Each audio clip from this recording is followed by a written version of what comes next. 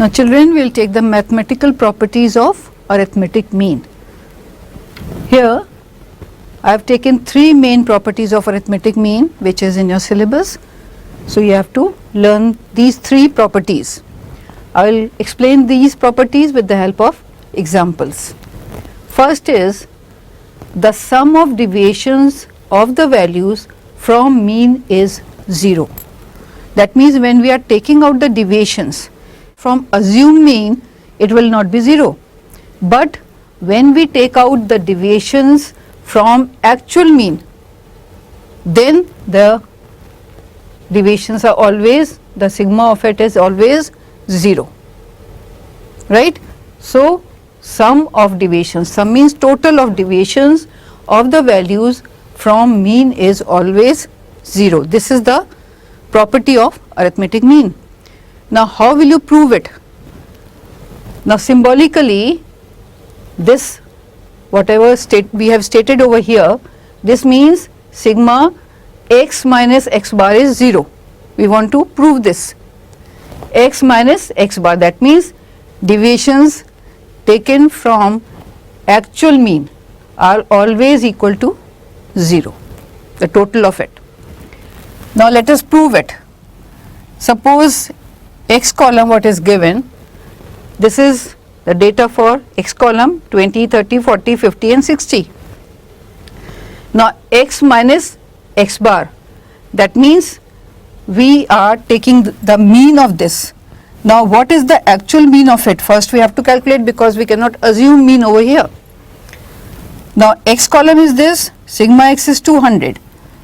Simple way of calculating mean is x bar is equal to sigma x upon n. Now here sigma x is 200, number of items are how many? 1, 2, 3, 4, 5. 200 divided by 5 is equal to 40.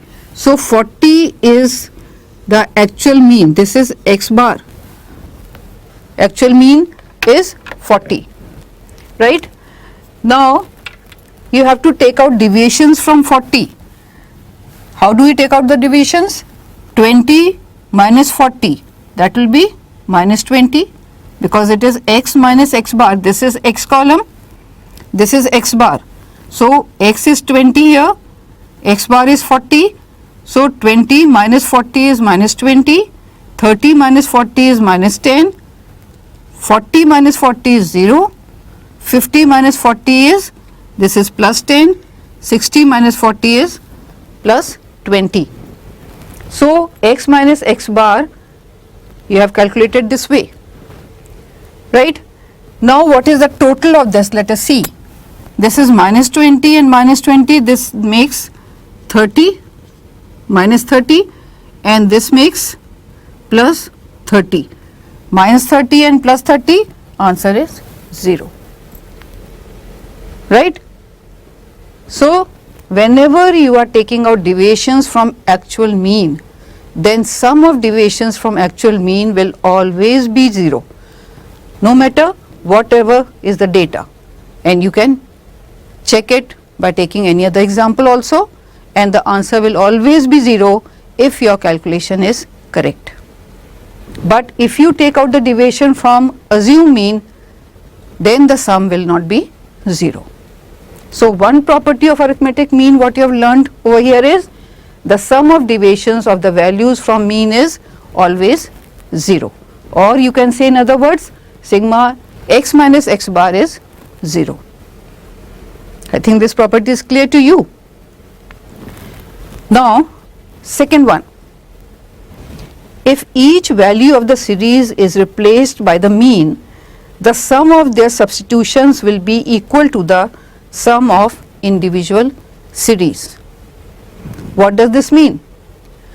If you are substituting each value by the actual mean, then the total of this will be the same as the total of this what you have substituted, right.